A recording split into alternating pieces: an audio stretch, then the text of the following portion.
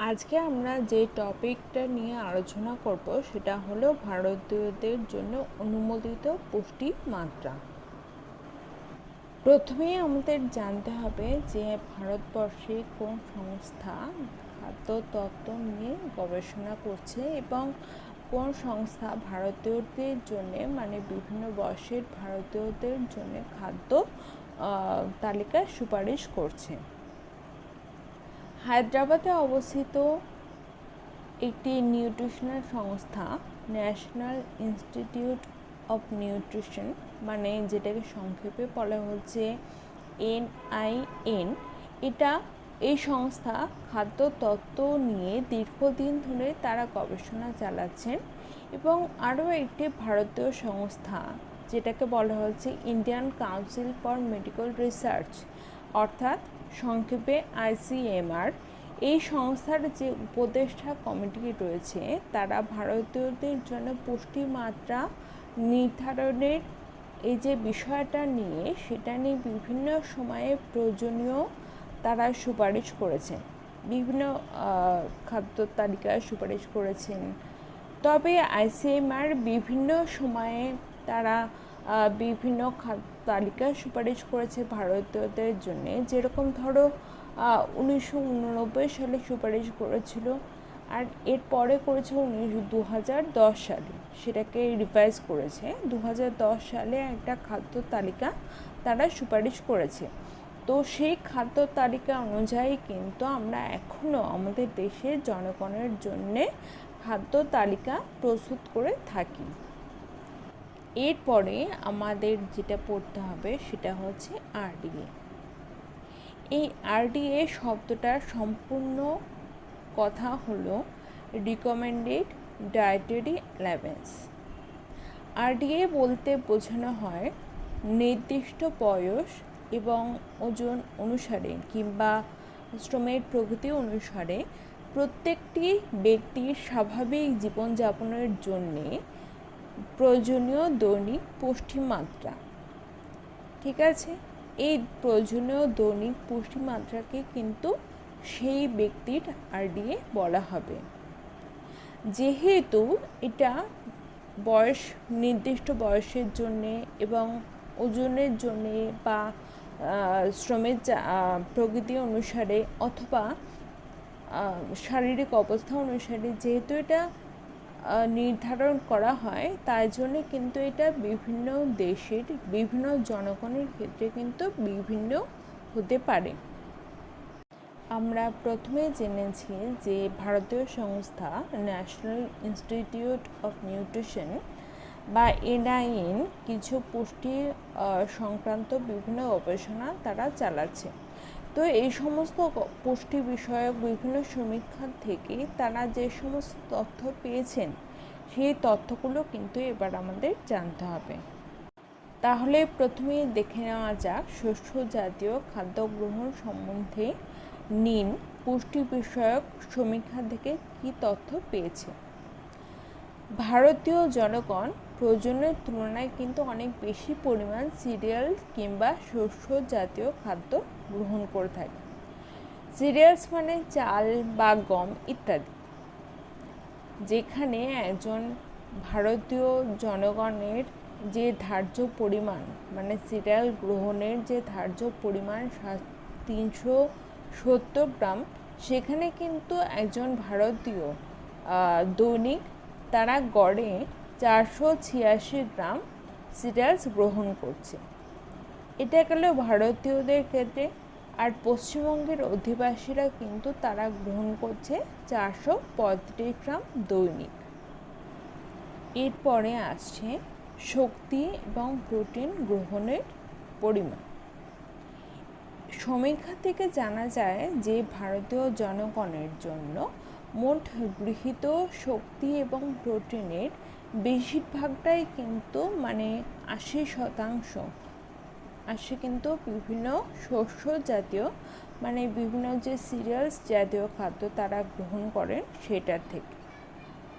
সমীক্ষা থেকে আরও একটা বিষয় কিন্তু জানা যায় যে ভারতীয় জনগণের খাদ্যে মাছ, মাংস, ডিম, দুধ কিংবা ফল ইত্যাদি বিভিন্ন খাদ্য, এছাড়াও যে সমস্ত খাদ্যের মধ্যে বিভিন্ন রকম ভিটামিন রয়েছে, যেমন বিভিন্ন রকম শাকসবজি এবং ফলমূল, এই সমস্ত খাদ্য বা খনিজ পদার্থ জাতীয় খাদ্য ইত্যাদি প্রোটিন সমৃদ্ধ কিংবা ভিটামিন খনিজ লবণ সমৃদ্ধ খাদ্যে কিন্তু যথেষ্ট অভাব পরিলক্ষিত হয়।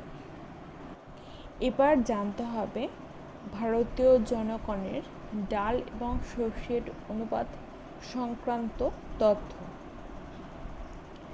একজন ভারতীয় জনগণ তারা যে পরিমাণ দানাশস্য এবং ডাল জাতীয় খাদ্য গ্রহণ করে থাকেন সেটার অনুপাত হয় কিন্তু 1:12, অর্থাৎ ডাল এবং শস্যের অনুপাত হচ্ছে 1:12, কিন্তু এই অনুপাত হওয়া প্রয়োজন 1:5, অর্থাৎ বোঝা যাচ্ছে যে সিরিয়াল জাতীয় খাদ্য কিন্তু ভারতীয় জনগণ প্রয়োজনের তুলনায় অনেক বেশি পরিমাণ গ্রহণ করে থাকেন।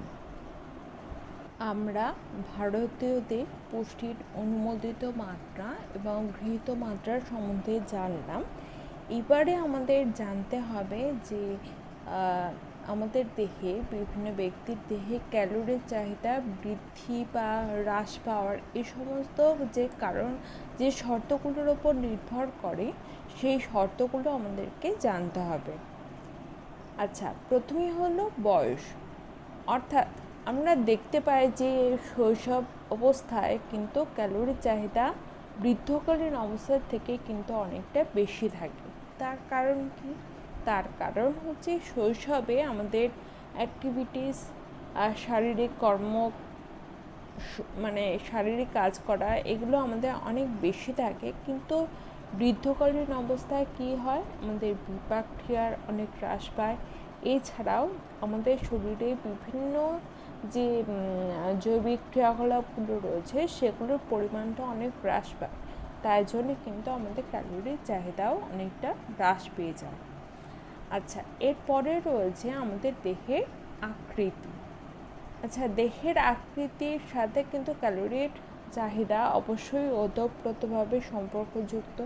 তার কারণ হচ্ছে আমাদের দেহের আকৃতি যত বেশি হবে, অর্থাৎ আমাদের কিন্তু খাদ্য গ্রহণের পরিমাণটাও অনেক বেড়ে যাবে এবং অবশ্যই আমাদের ক্যালোরির চাহিদাও কিন্তু ততটাই বৃদ্ধি পাবে। এরপরে রয়েছে কর্ম সম্পাদন। অবশ্যই আমাদের ফিজিক্যাল অ্যাক্টিভিটিসের সঙ্গে আমাদের কিন্তু শক্তির চাহিদা বা ক্যালোরির পরিমাণটা কিন্তু নির্ভর করে। যেমন ধরো, যে সমস্ত ব্যক্তি যারা কঠোর পরিশ্রম করে থাকেন তাদের ক্যালোরির চাহিদা অবশ্যই অনেক বেশি হবে।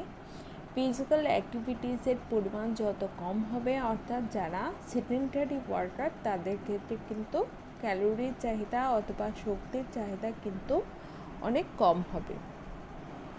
এরপরে যেটা শেষ পয়েন্ট আমাদের জানতে হবে সেটা হচ্ছে শারীরবৃত্তীয় অবস্থা। বিভিন্ন শারীরবৃত্তীয় অবস্থায় আমাদের কিন্তু ক্যালোরির চাহিদা কিন্তু অনেক বেড়ে যায়, আবার কিছু কিছু শারীরবৃত্তীয় অবস্থায় আমাদের কিন্তু চাহিদা অনেক কমে যায়।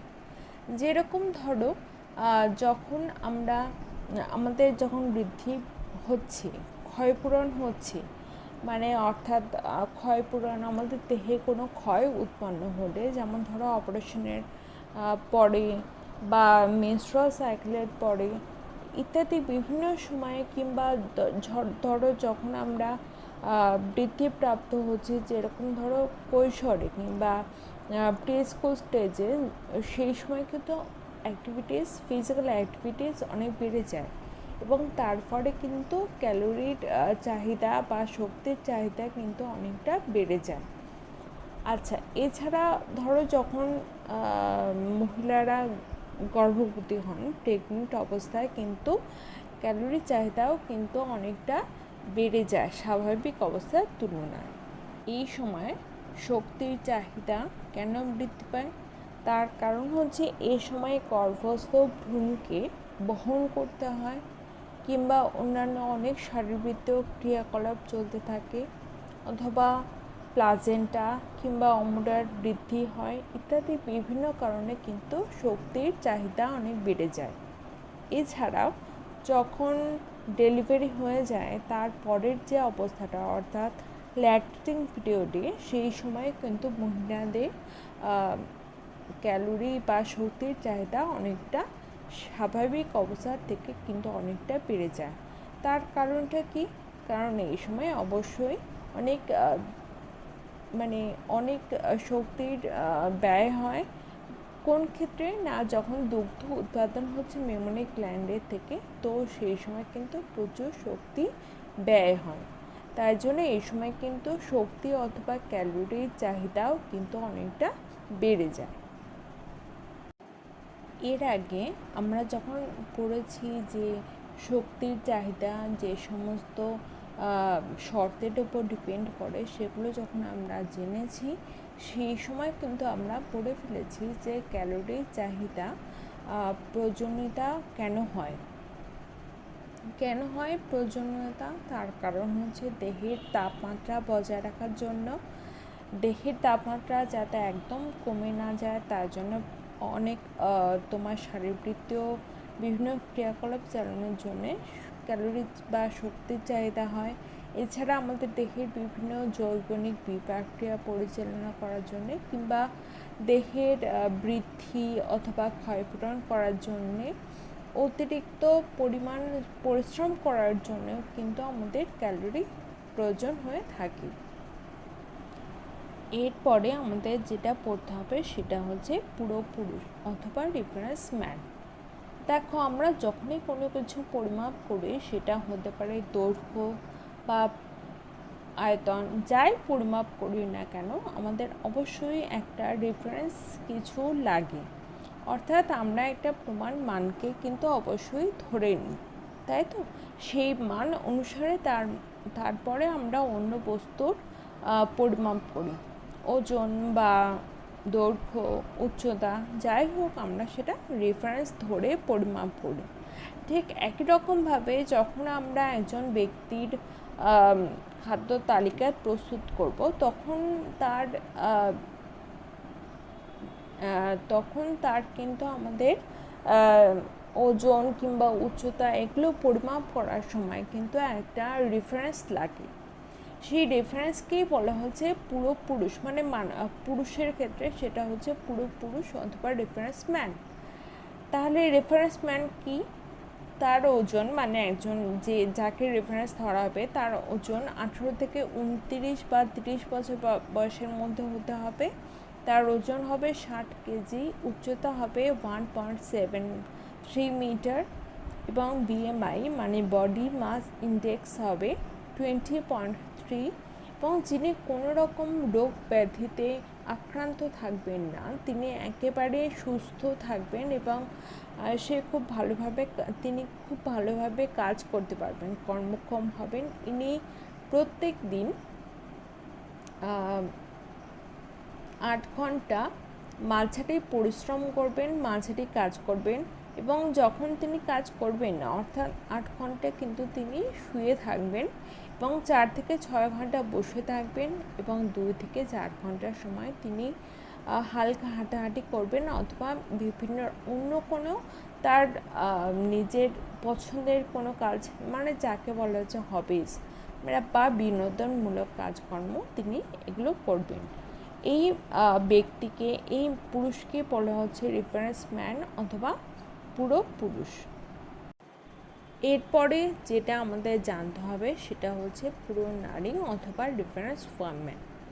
রেফারেন্স ওয়ামেন মানে তো বুঝতেই পারছো যে কোনো একজন নারীর, কোনো একজন মহিলার যখন খাদ্য তালিকা প্রস্তুত করা হবে, সেই সময় অবশ্যই তার ওজন কিংবা তার উচ্চতা এই সমস্তগুলো পরিমাপ করতে হবে। তো এই সমস্তগুলো পরিমাপ করার ক্ষেত্রে যেটাকে রেফারেন্স বা যে পরিমাণটাকে আমরা রেফারেন্স করে ধরে নেব, সেই পরিমাণ সম্পন্ন একজন মহিলাকেই বলা হচ্ছে নারী অথবা রেফারেন্স ওম্যান। ঠিক আছে? তো রেফারেন্স ওম্যান কিন্তু রেফারেন্স ম্যানের মধ্যে কিন্তু এক্ষেত্রে কিন্তু বিএমআই এর পরিমাণটা একটুখানি বেশি হয় এবং ওজন কিন্তু বেশ খানিকটা কম হয়, উচ্চতাও অবশ্যই অনেকটা কম হবে। তো দেখে নেওয়া যাক তাহলে একজন রেফারেন্স ওম্যান অথবা পুরো নারীর কিন্তু বয়স হবে 18 থেকে 29 বা 30 বছর, ওজন হবে 55 কেজি, উচ্চতা হবে 1.61 মিটার, এবং যিনি গর্ভবতী বা স্তন্যদাত্রী নন এবং কোনো রকম রোগ ব্যাধি যার মধ্যে নেই, অর্থাৎ তিনি কিন্তু একদমই নর্মাল অবস্থায় থাকবেন, এবং এনার বিএমআই কিন্তু হবে 21.1। কেন?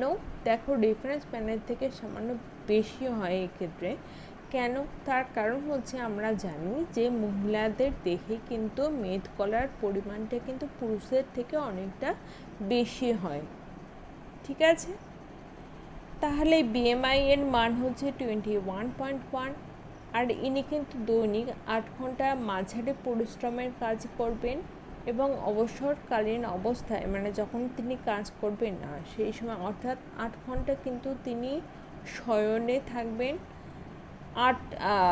4 থেকে 6 ঘন্টা কিন্তু বসে থাকবে, এবং 2 ঘন্টার সময় হাঁটাহাঁটি এবং অন্যান্য যে হালকা বিনোদনমূলক কাজ রয়েছে সেগুলো কিন্তু তিনি করে থাকবেন। একেই আমরা বলবো কিন্তু রেফারেন্স ওম্যান অথবা পুরো নারী।